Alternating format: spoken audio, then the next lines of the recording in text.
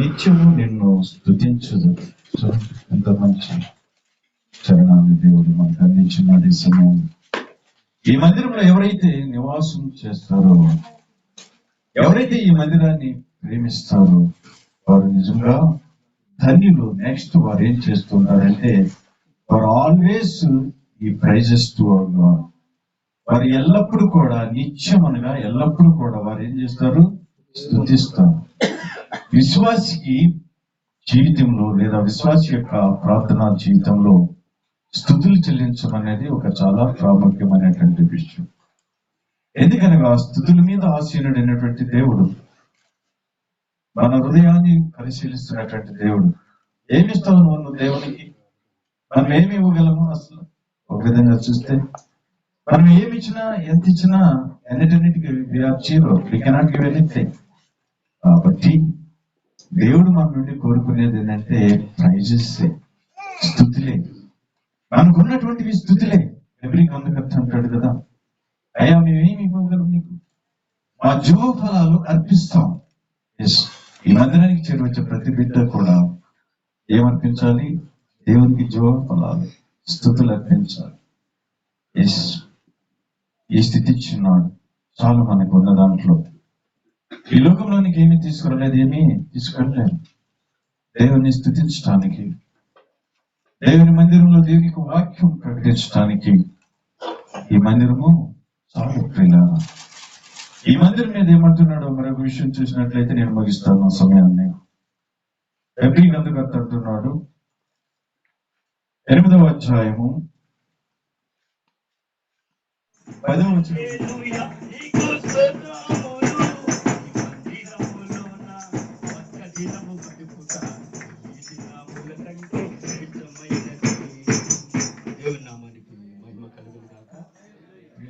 గమనించండి, పరిశుద్ధ బైబిల్ గ్రంథంలో కీర్తన గ్రంథము 52వ అధ్యాయము 8వ వచనం ఒక మాట ఉంది ప్రియులారా. నేనైతే దేవుని మందిరములో పచ్చని ఒలివ చెట్టు వలె ఉన్నాను. కళ్ళ వచ్చుదాల్చిన ప్రార్థన. పరిశుద్ధ గల తండ్రి మీకు స్తోత్రాలు.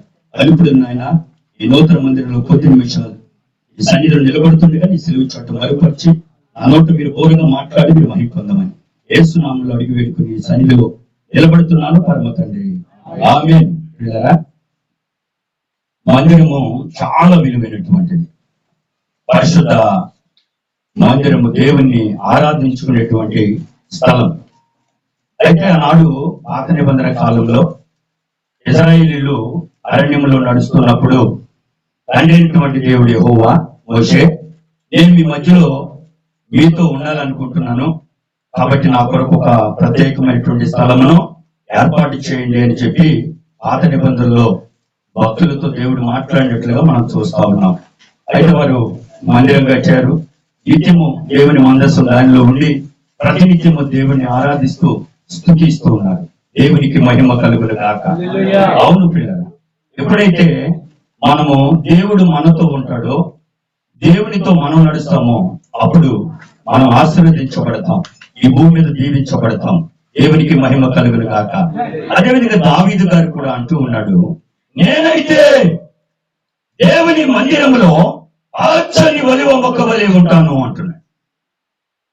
ఆనాడు కాలంలో ఉన్నటువంటి మహారాజుగా ఉన్నటువంటి దావీదు గారు, దేవుడు మందిరం కట్టాలని దావీదు గారు కోరుకున్నాడు, కానీ ఆయన మందిరం కట్టడానికి దేవుడు ఒప్పుకోరు.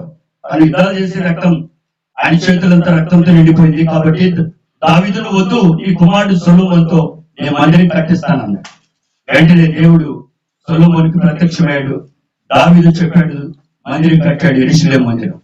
ఆ మందిరంలో నిత్యము దేవుణ్ణి స్తుతిస్తూ ఆరాధిస్తూ ఇశ్రాయేలు ప్రజలందరూ 84వ కీర్తనలు అంటాడు. 2వ వచనం చూడండి, కీర్తన గ్రంథం 84లో ఒక మాట అంటున్నాడు పిల్లలు, ఆయన ఆవరణములను చదవండి గబుక్కుని. 84:2 యెహోవా మందిర ఆవరణములను చూడవలని నా ప్రాణము ఎంతో ఆశపడుతున్నది, అది సొమ్మసిల్లుచున్నది. జీవము గల దేవుని దర్శించుటకు నా హృదయమును నా శరీరమును ఆనందముతో కేకలు వేసి ఎవరైతే దేవుడితో సహవాసం చేస్తారో, దేవుని మందిరానికి వెళ్తారో, వారు దేవుడితో గడుతారో వారు ఎల్లప్పుడూ ఎలా ఉంటారంటే పచ్చగా ఉంటారంట. ఒలివ మొక్క వలె ఉంటారంట. ఒలివ మొక్క సజీవమైనటువంటి, మనం చనిపోయిన తర్వాత కూడా మనం సజీవంగా పరలోకంలో ఉండాలంటే మొదట దేవుని మందిరంలో మనం గడపాలి. పిల్లరా, పరిశుద్ధ బైబిల్ గ్రంథం ఏబిల్ గ్రంథము 2:17 తీయొద్దులండి, ముగించేస్తున్నాను. 2:17 అంటున్నాడు, ఆయన అంతఃపురం నుండి దిగబోతున్నాడు, మరి పెండ్లి కుమార్తె ఆమె విడిది గదిలో నుండి సిద్ధపడవలను.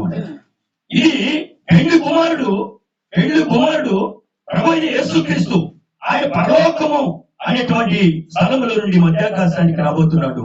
పెండ్లి కుమార్తె అనగా వధువు సంఘము క్రీస్తుని కలిగి జీవించేటువంటి వారు దేవుని మందిరములో సిద్ధపడాలండి. దేవుని మందిరములో పెండ్లి కుమారుడు దగ్గరికి పెళ్లి కుమార్తె సిద్ధమవుతున్నప్పుడు, పెళ్లి కుమారుడు మందిరంలోకి వచ్చాడు పెళ్లి చేసుకోవడానికి, తొందరగా బయటికి అంటే ఈమె కన్నిక పవిత్రాలనే కన్నిక వలె. 2 కొరింథీ 11:1-2 కన్నిక పవిత్రాలనే కన్నిక వలె ఆమె సిద్ధపడాలి. ఏమంటే కన్నిక అంటే ఎవరు? విశ్వాసులు మనమే.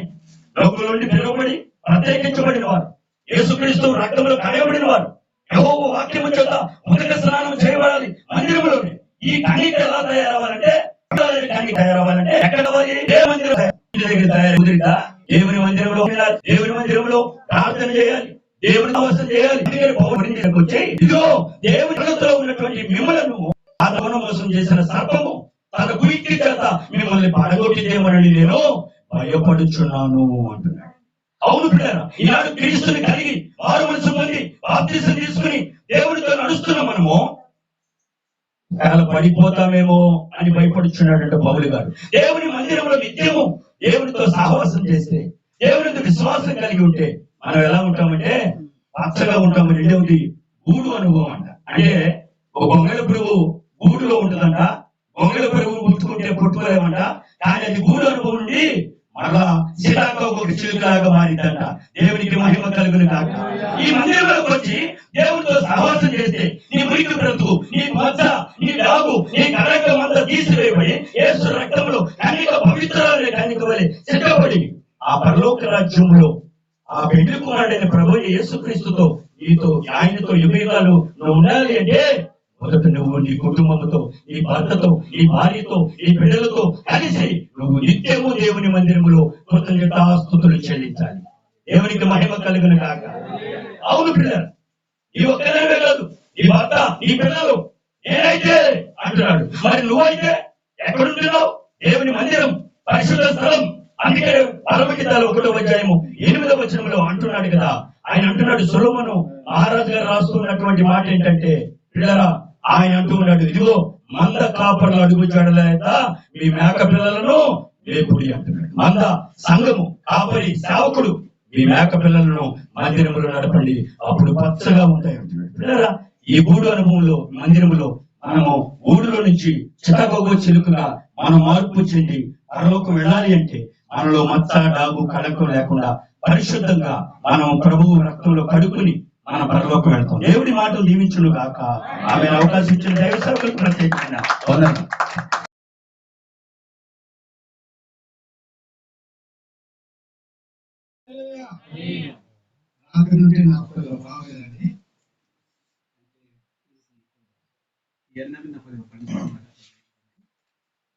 మరి చాలా సంతోషం. మీరందరూ ఉంది ఆగకుండా దేవుని స్తోత్రం.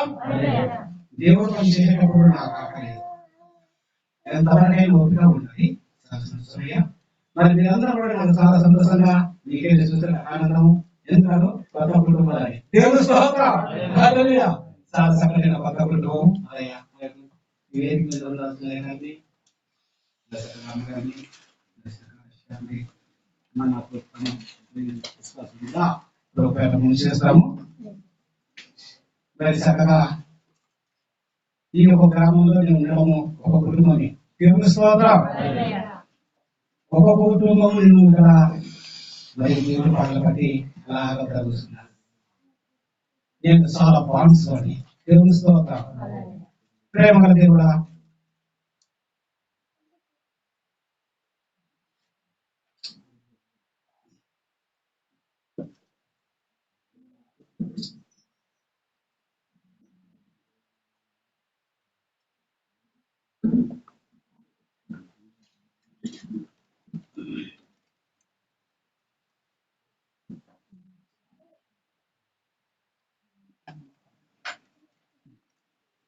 చిన్న ప్రార్థన చేస్తాం. నిత్యజీవుల దేవుడా, ఆకాశం నుండి మమ్మల్ని పరిశీలించిన దేవుడా, తండ్రి ఎన్నెన్నో గ్రామాల నుండి తండ్రి ప్రభా, ఈ ఒక కొత్తపల్లి గ్రామంలో తండ్రి మేమందరం కూర్చొని ఉన్నాం తండ్రి. దైవజనుడు తండ్రి ప్రభా, అనుకోకుండా మీరు ఒక మందిరం ఏర్పాటు చేసినందుకు వందనాలు. ఇక ఇప్పుడు శ్వాసం నేను పంచుతున్నాను, మీరు శ్వాసం పంచమని చెప్పుతున్నావు. ఏ స్థాయికి వెళ్ళినా నువ్వు శ్వాసం చేయాలి, అప్పుడే నీకు క్లియర్ అవుతావు. నువ్వు చేసిన ఒక క్రియాలన్నీ కూడా నేను చేసినట్లుగా నువ్వు చెప్పినట్లయితే నేను శుద్ధ అవుతావు చెప్పుకున్నావు కదా తండ్రి. ఇదో బిడ్డల మధ్య నేను చెప్పుతున్నాను. ఇలా మరి బిడ్డలు వినాలి. నా గురించి ప్రత్యేకమైన ప్రార్థన అయ్యారు చేయాలని ఆసక్తితో ఉన్నాను.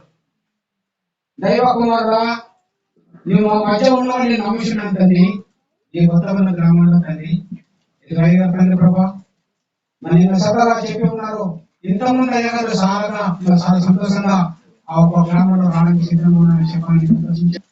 రాత్రి సకల ప్రాంతంలో తండ్రి ఎవరైనా నీ ప్రేమ కూడా శాసించినారు. ఆ శాసనం ప్రతి బిడ్డ హృదయంలో ఫలించే అవకాశాలు చూపించండి తండ్రి. నాలాంటి ఒక మరి దుర్మార్గంలో పనులు చేసే సోదరులు ఎవరైనా ఉన్నట్లయితే కూడా నా శ్వాసం తరపుని వాళ్ళు కూడా క్లియర్ అయ్యే అవకాశం కూడా చూపించండి మేము ఆశిస్తున్నాం. దైవ కుమారుడా, దేవుడు మా మధ్య నివాసం చేయండి. నేను ఇప్పుడు చెప్పబోతున్నాను తల్లి, నువ్వే నాతో మాట్లాడు. నేను కాదు చెప్పేది మీరు చెప్పండి ప్రభావ. దైవ కుమారుడా, ఈ మొదటి నుండి శివరంతో కూడా నువ్వే నన్ను రోడ్డుగా నిలవండి. రేఖాచరణము రాసుకుని ఈ చిన్న ప్రాంతాన్ని మీ పాదం తీసేసుకుని మీ బంగారం పాదం వేడుకుంటున్నాం కదా తండ్రి. ఆమేన్. దేవుని స్తోత్రం. హల్లెలూయా. చాలా సంతోషము. మరి ఒక మందిరం గురించి కూడా నేను చెప్తాను వినండి. మరి అయ్యగారికి మాకు ఎప్పుడు కూడా పరిచయం లేదు. దేవుని స్తోత్రం. ఇది మొదటి శాస్త్రం చెప్తున్నాను, నా శాస్త్రం కూడా చెప్తానండి. ఇది మొదటి శాస్త్రం కూడా అయిపోయింది. ఎందుకంటే మనం ఇచ్చేవారంటే మర్చిపోకూడదు. కొన్నాక తిని మర్చిపోతారు, కానీ నేను తిని మర్చిపోయేవాడిని కాదు. దేవుని స్తోత్రం. దేవుడు ఎన్నో హక్కులు ఎన్నో కార్యాలు చేసినప్పుడు మర్చిపోతారు కొన్నాడు మనుషులు, కానీ ఆ మర్చిపోవడం లేదని తెలుసుకోవాలి. ఏమన్నారు అంటారా, నేను చేసిన ఉపకరణం నువ్వు దేనిని మరవకు. దేవుని స్తోత్రం. అలాగే మరి చక్కగా అయ్యగారు కూడా నన్ను ఎంతో మరి ఆలోచించి మరి చిన్న విషయం మీకు చెప్తాను వినండి. ఓపిక కాపాడండి. మరి మీరు ఓపిక కాపాడాలి. అదే మొదటి మాట చెప్పాను, దేవుడి పనుల్లో కట్టబడతా నాకు ఆకలంటే రాదు. దేవుని స్తోత్రం. నేను చేసే పనిలో కూడా నాకు ఆకలంటే రాదు. నా టైం కూడా వేరేగా మారిపోయింది. దేవుని స్తోత్రం. హల్లెలూయా. అయ్యగారికి అమ్మగారికి మరొక మా అక్కగారంటే నా గొప్పగారు, మా అక్కగారే చెప్పింది మొట్టమొదట్లో. అక్కడ ఊపలో ఉన్నారు. అయ్యగారు చాలా మంచోడు, గొప్ప తమ్ముడు. అమ్మగారు అయ్యగారు కూడా చాలా మంచోడు, వేరే చక్కగా చూసుకుంటారు, మంచి వ్యక్తులు. అది ఒక్కసారి నువ్వు పరిచయం అయ్యి కదా అని చెప్పాను. సరేక ఆ దేవుడే కలుపుతాడు, ఏదో కొన్నాడు అన్నాడు. దేవుని స్తోత్రం. ఏదో కొన్నాడు దేవుడు కలుపుతాడు. అలాగే అనుకోకుండా ఒక రోజు అలాగే మరి అయ్యగారు వెళ్ళాను. వెళ్ళిన తర్వాత నాకు అప్పాలంటే అలాగే బాబా అనేసి చాలా సంతోషించి ఆ రోజు నాకు నాకడే ప్రార్థన చేసుకున్నారు. అమ్మ ఇంత పెద్దగా నాకే ప్రార్థన చేస్తారు అంటే అవి నేను ప్రార్థన చేయడం అని అనుకున్నాను. ప్రార్థన చేశాను, వచ్చేసాను. మళ్ళీ అనుకోకుండా ఒక నెల కలపోయిన తర్వాత మళ్ళా వెళ్ళిన తర్వాత మళ్ళా ప్రార్థన చేస్తున్నారు. అయ్యి చాలా సంతోషం అనుకున్నాను. అలాగే అదే సుఖంగా మా అక్కగారు మరి అయ్యగారికి నా గారికి ఇలా సుఖంగా చేశారు. ఇప్పుడు అయ్యగారు మన అందరికీ సుఖంగా చేశారు. దేవుని స్తోత్రం. హల్లెలూయా. అయితే మరి చాలా సంతోషం. మరి ఈ మరి రేపు ఇచ్చిన అయ్యగారు మరి నాకు తెలియాలి ఇక్కడ మరి ప్రజలలో మన అయ్యగారు కూడా చెప్తే మరి కృతజ్ఞత మరి మరి అయ్యగారు నాకు తెలియారు. మరి అయ్యగారు మరి అయ్యగారు కాబట్టి మరి మాకు చూపిస్తే కూడా మాకు ఎంతో ఆనందం ఇక్కడ కలుగుతుంది. మరి ఎక్కడ చూసినాను దేవుని స్తోత్రం అయ్యా మరి మీ యొక్క దయ వల్ల మరి చక్కగా అయ్యగారు మరి చక్కగా మరి మీతో మాట్లాడి పని చూపించారు. అయితే నేను ఒక విషయంలో నేను అనుమానంగా ఉండేనండి. ఆ అనుమానం కూడా చెప్పేస్తాను.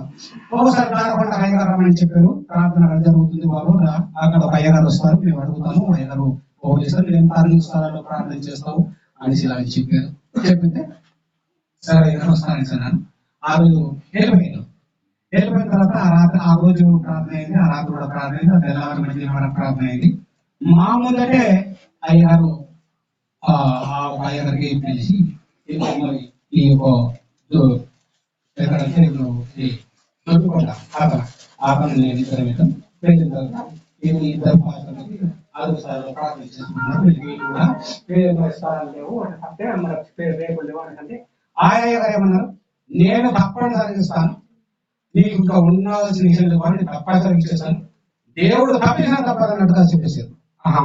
అప్పుడు మేము మన ఆ భాష నేను చాలా విస్తారం అయిపోయాం. ఈ దెబ్బ మటు మనం మన సెర్స్ అయిపోద్ది. అయితే మనం ఇంటికి వెళ్ళి మనం ఏదో మన పనులు మన కూర్చోవాలని నేను ఆశపడిన అది ఆగపోయింది. పోయిన తర్వాత మళ్ళీ ఒకసారి అయ్యగారు కలుసుకున్నాను. అయ్యగారు ఎలాగైంది అయ్యగారు అంటే, అయ్యా అది మొత్తం పేరు అయిపోయింది, అటు నుంచి ఆడదే జరగదు అన్నారు.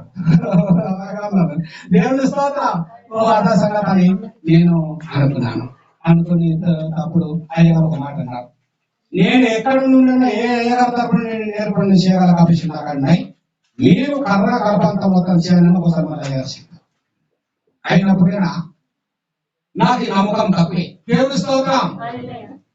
నాకు నమ్మకం తక్కువే.